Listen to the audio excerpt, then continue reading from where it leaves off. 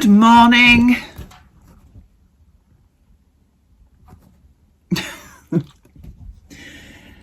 Piper, they can't see. As beautiful as you are, you can't block the screen. Right, good morning. It's Vlogmas day 14. I have my coffee still in my Stork mug. It is clean.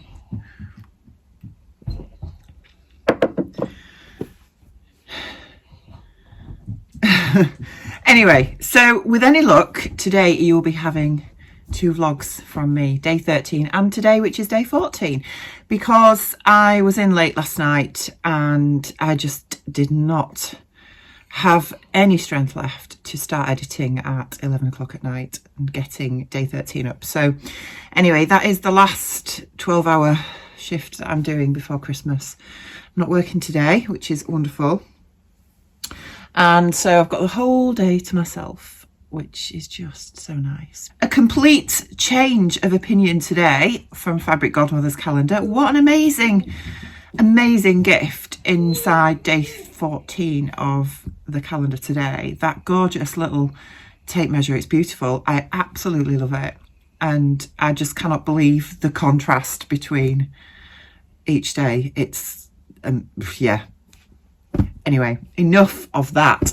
Let's open day 14 of Sian's calendar, and I've just spilled coffee on it, but it feels like a bottle, so I think we're safe.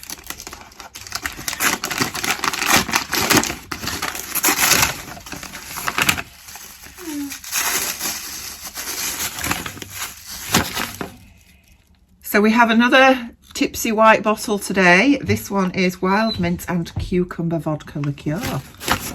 Do you want to try some of this, Piper? That might make you sleep, might it? What do you think? Is that up your street? He says, I don't know about the drink, but the paper is. So today's plans, I have just done something really, really, really silly. I can't believe I've done it. Well, I can believe I've done it because I do this kind of thing all the time. I bought some new bedding from Marks and Spencer, some Christmas bedding, because the sheets that we have are cotton, which are great in summer, but in winter when it is this cold, they're not very nice to get into, even with the electric blanket on, because it doesn't obviously fill the entire bed, it just fills part of it. So I ordered some brushed cotton winter bedding from Marks and Spencer's, which came yesterday. So I thought, you know what, I'll stick it in the wash overnight and then I can hopefully get it dry today and put it on our bed tonight, which would be really nice. And I hadn't realised that there was already some washing in the washing machine ready to be washed, which included a very expensive jumper of mine that Martin bought me either last Christmas or the Christmas before, from when I was sorting out my wardrobe the other day, because I noticed it had got a little stain on it. So I thought, oh, well, I'll put that in the washing machine on its own on a wool wash. Very cool, very gentle. Well, I didn't, did I? It was in with the bedding, so it's come out, and I think it'll fit the baby when it's born. Oh dear. Right, so I'm out walking Piper. Look at the weather. It's just beautiful. So I found my grey scarf, which is amazing.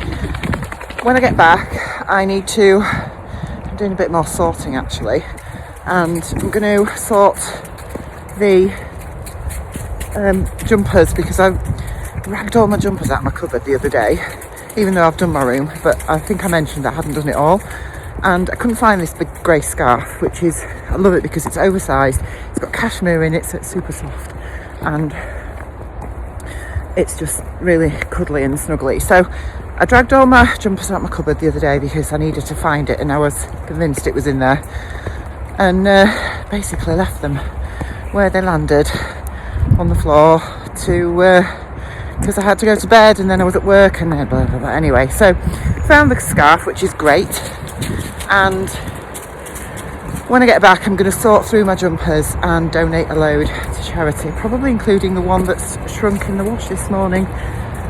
Don't let Martin know. I think he does watch this actually, so he's going to turn and give me that glare tonight, isn't he, when he watches this vlog. But anyway,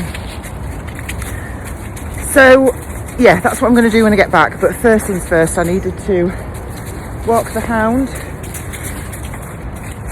so that he'll settle. I put yesterday's vlog up now, so that is live, and somebody's mentioned about how Piper gets on leaving him on his own for long hours while Martin and I are at work. Now, Martin works shifts of varying lengths, to be honest, and a lot of my work is really flexible too, so he tends not to be in the house on his own for longer than 6 hours at a time, and he's actually quite good now, and tends to settle. I mean, obviously when one of us goes out and the other one is left at home, he goes really mad to start with, because he does have a bit of separation anxiety.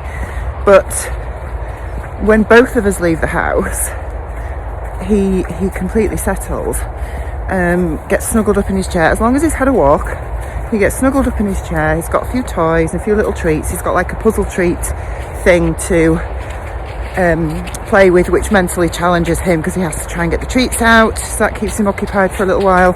And he tends to be honest, really good. And there's only been, he does chew occasionally, as you saw earlier in Vlogmas if you saw the state of my boot, so we can't trust him with footwear, so we tend not to, well, we try not to, obviously we fail on occasion, but we try not to leave boots and shoes and things lying around for him. He's having a sniff at the minute.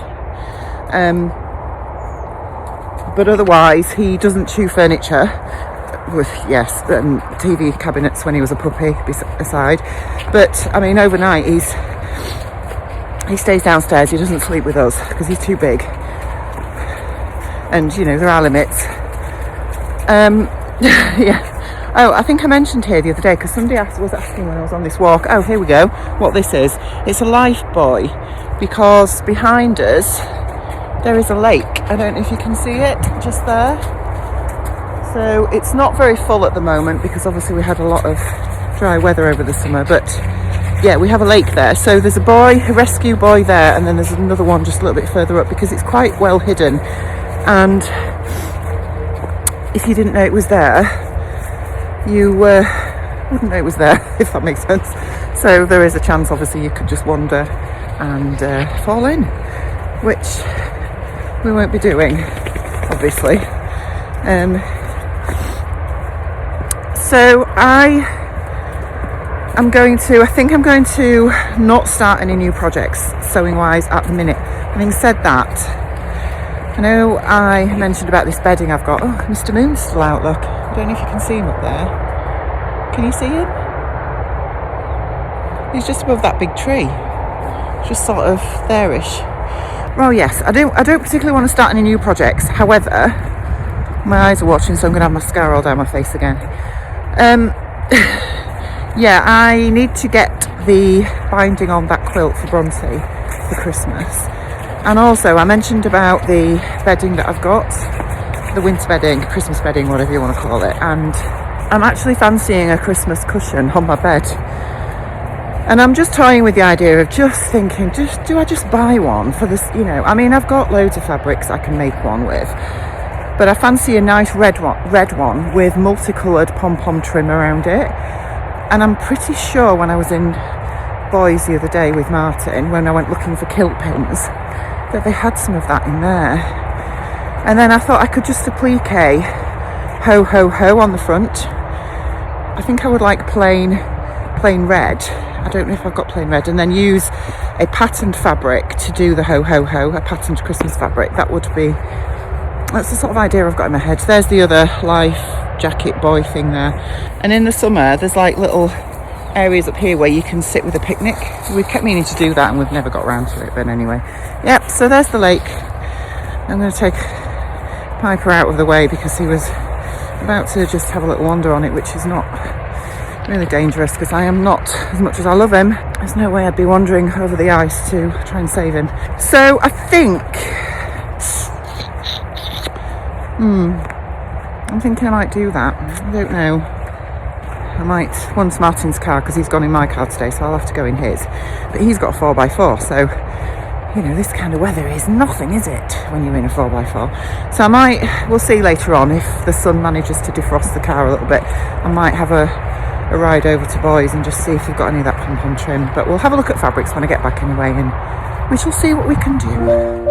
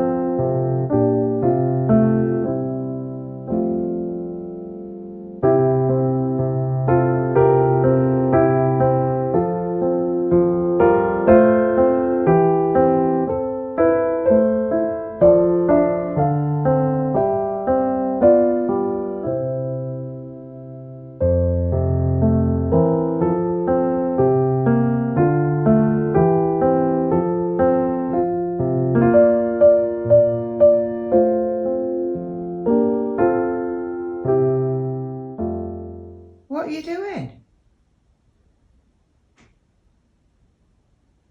You are utterly bonkers.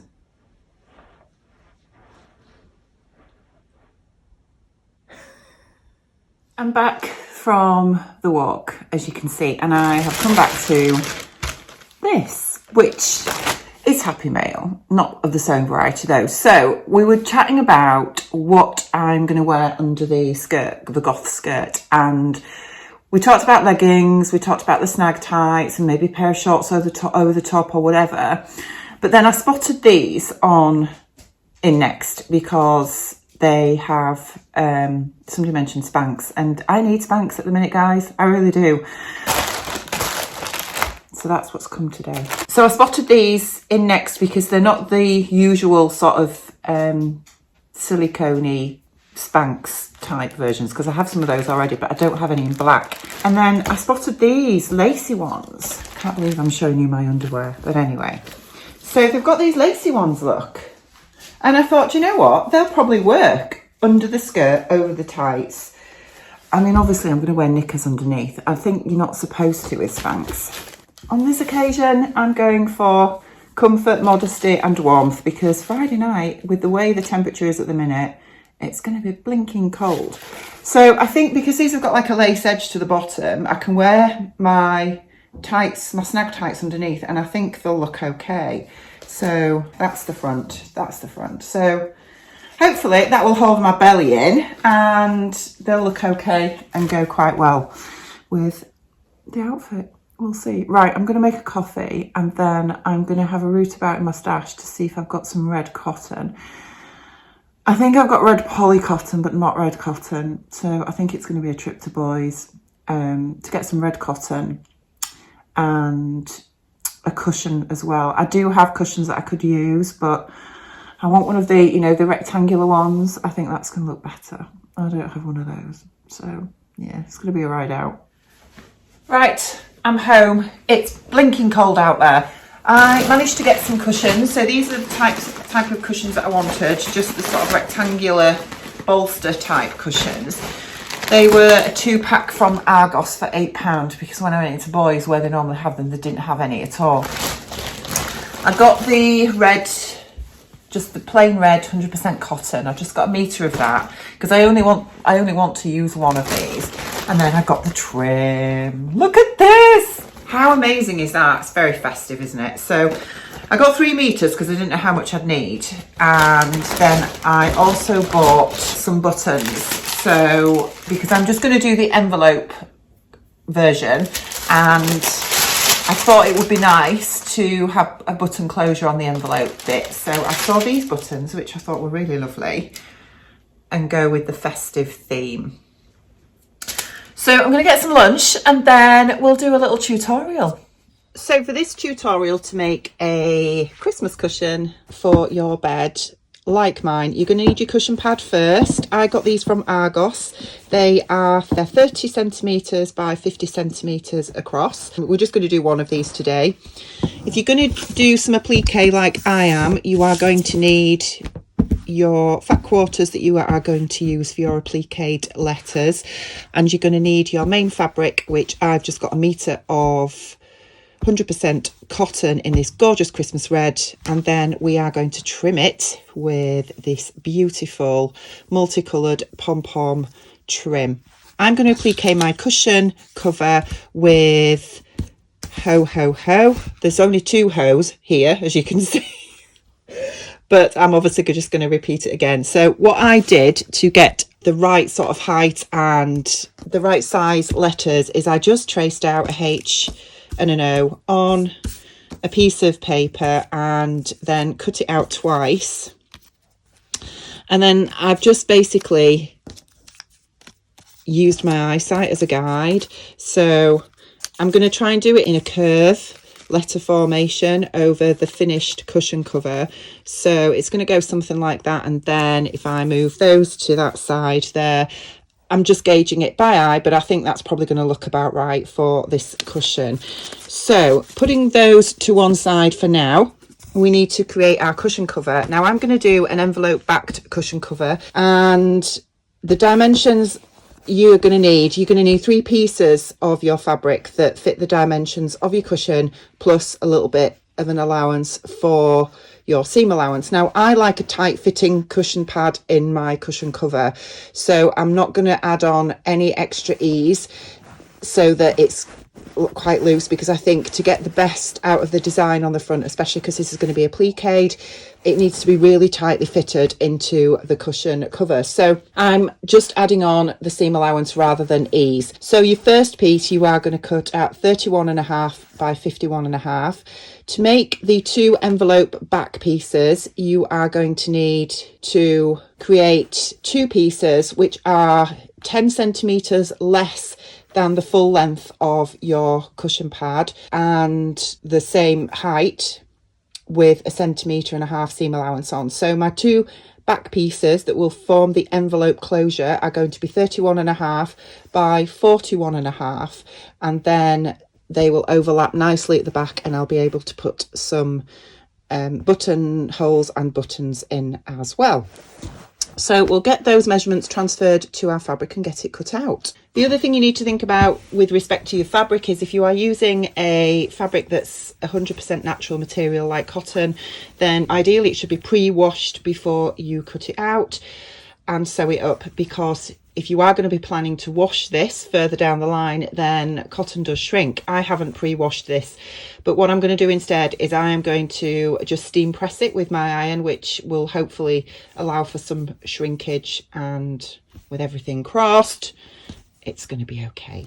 So I've drawn my line. I'm hoping you can just see that with my measurements. So I've got 31.5 by 51.5 centimetres, and I've just brought my cushion pad over just to check that actually, yes, that fits around my cushion pad. I'm going to cut it out. So I've used my quilting ruler to get a nice right angle to make sure it's square.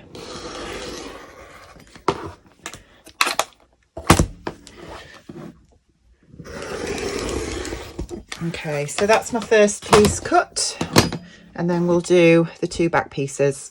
So I've got my 3 pieces cut out now, and I'm just looking at the overlap, and the overlap looks very deep, to be honest, but I know obviously the cushion's going to sort of pull it out a little bit, but I still think that's probably going to be too much considering I'm putting buttons on this.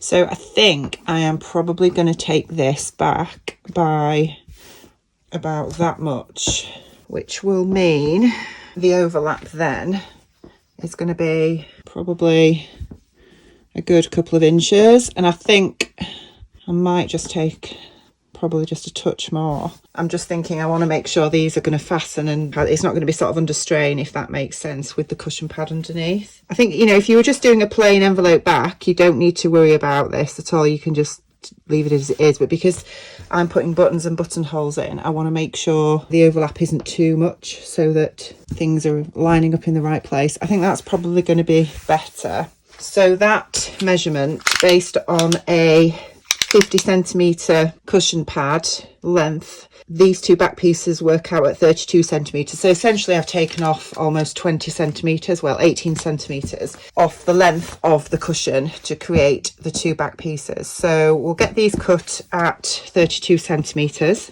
and cross everything that it's going to work. So now I have cut those down and I've got my 2 overlapping back pieces for my cushion pad with a nice sort of overlap there that's going to work quite well with the buttons in, I hope. So now we need to move across to the letters and get those cut out. So this is where you can be really, really creative and, you know, choose your own coordinating fabrics, choose something that's really clashing.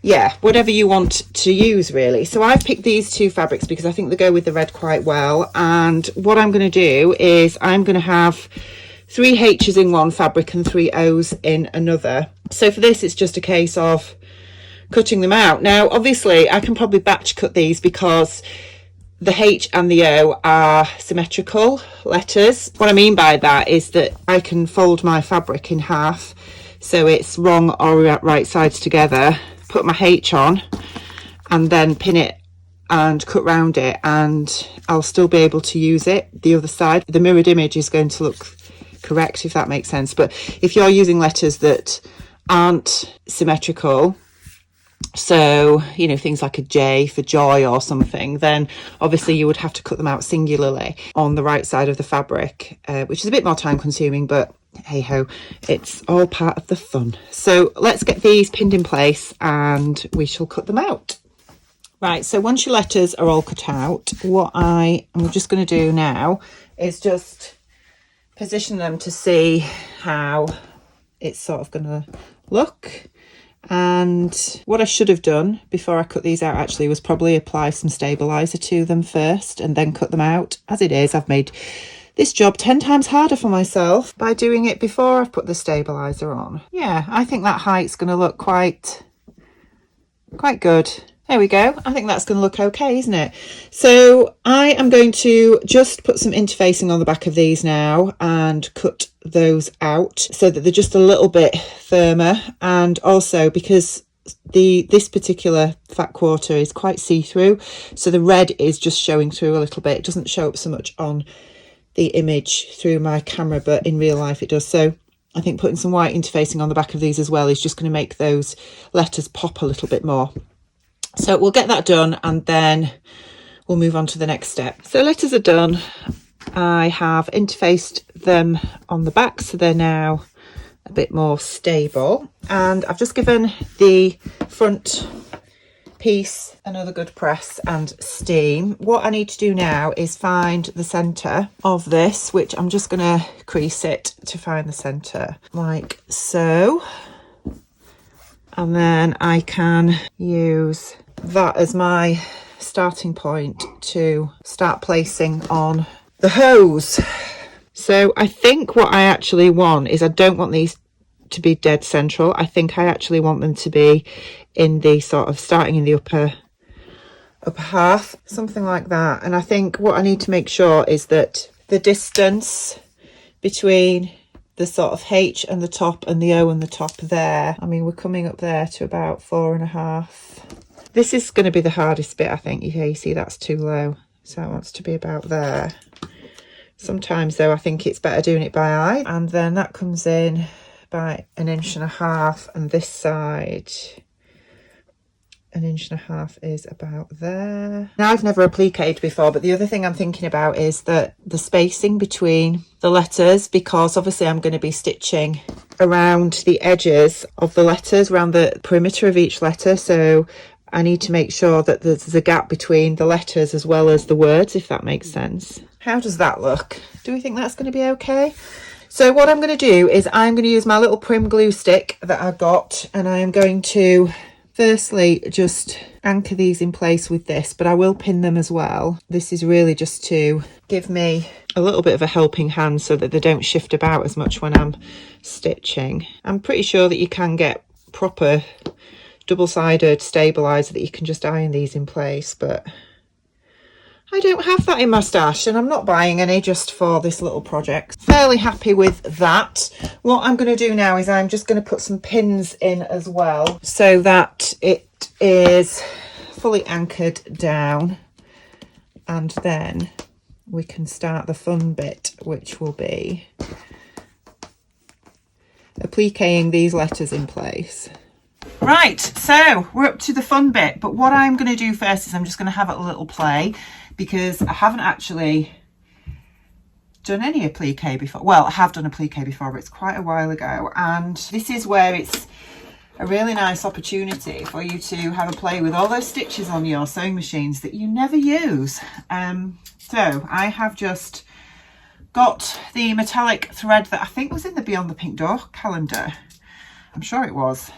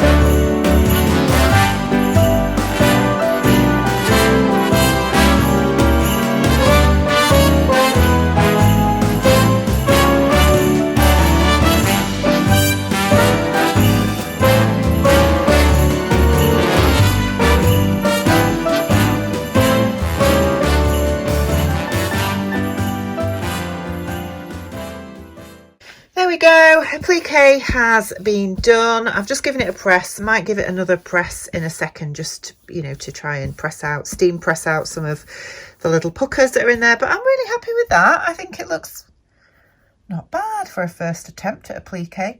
So what I'm going to do now is the two back pieces, which are over there.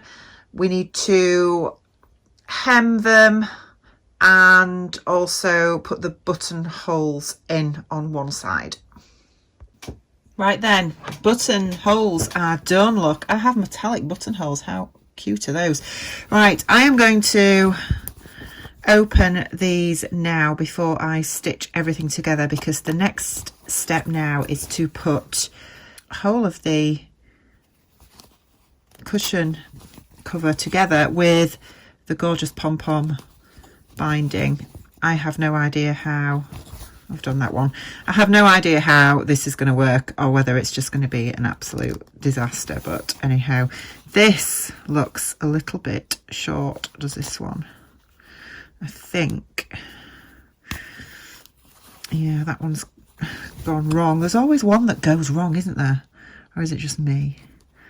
Yeah, there we go. Right, so what we need to do now is get the trim and start constructing the thing together. And this is going to be interesting because, as I say, I've never used this stuff before, but we'll see how we get on.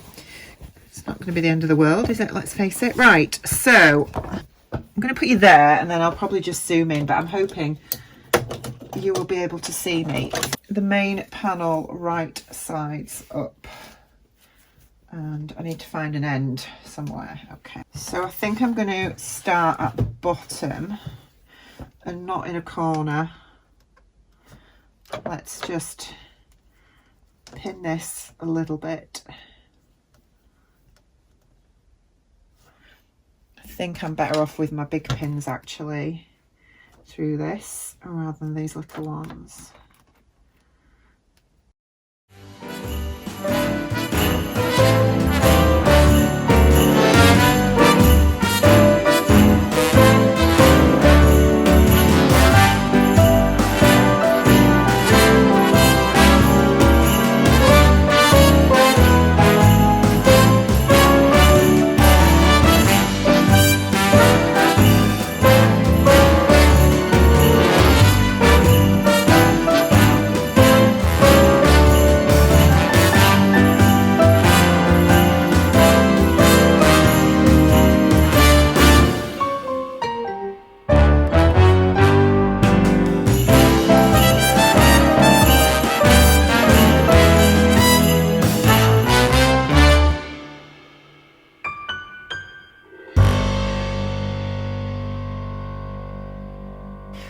Right, so the pom-poms are now basted in place. I just thought it was easy to do that so I can try and get a nice neat finish.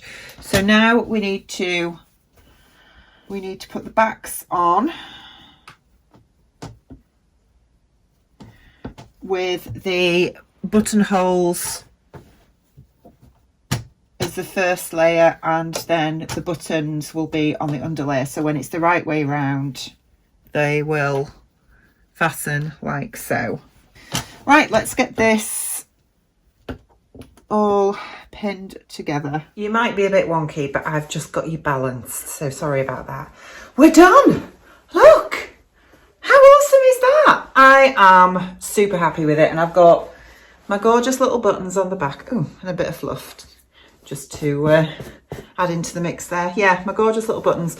Yes, it's a tight fit, but that is what I wanted. So I did have to sew it again a couple of times, and you know, you can see the trim in between a little bit, but you know, this is homemade and that's what it's all about, isn't it? I'm super happy with it. I think it's gorgeous. I love my applique with my little metallic thread, and it's going to look great on my bed with my new bedding. So I'm hoping it's dry. Actually, if it's not, I'm going to, shock horror, I'm going to just bung it in the dryer for 10 minutes just to finish it off. Then I can get the bedding on the bed and get my new cushion on too. It's time for Martinmas. Martinmas, Beermas, Pipermas. Looking good in my pyjamas and my dressing gown. Oh yes. And socks. You fulfil the stereotype there, yeah. Totally. Right, so... Okay, day 14. Yes, it's been a long day. Again. It seemed to be it now, but hey ho. So first, we need to do... Pipermas. Oh, is that it? And it's the, what do we say it is? It's the 14th, isn't it? So we've got the 14th there. Piper, are you not interested? And the 4th. Piper, what got? I think he's in a mood. Piper? What got? What's this? Do you want it? Gently. Well, he probably doesn't want it because whose tea did he eat? Yeah, mine. Yes. He stole Martin's tea. Didn't you, Piper? Yes. I think he enjoyed his salmon. I think he did. I think he enjoyed your salmon. Never mind his salmon. Gently.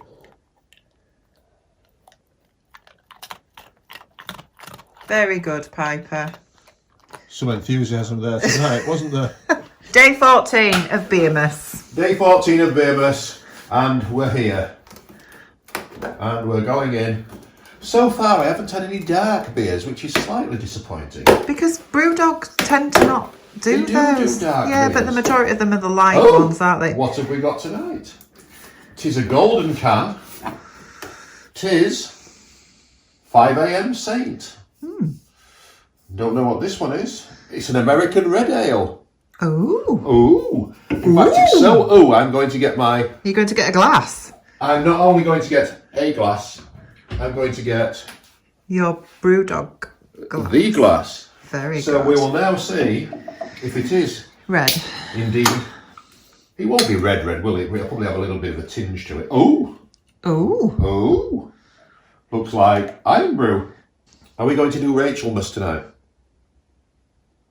Yes, I like that. Will I like it? Possibly. We're going in. Smell it. Oh, I don't know. Oh, I don't know. It's okay. You're only supposed to taste it. Steady. Who drank my Baileys? I only had a sip. Cheers. Cheers. Right, so before I say goodnight from day 14, I thought I would just bring you upstairs and show you my bedroom, because I've got the bedding on, it was dry, and I've put the new cushion on too, the Christmas cushion, so I thought you might like to see it before I go. Sorry for the light in the background there. So I'm going to flip you around and say goodnight, and I will see you all tomorrow. Bye.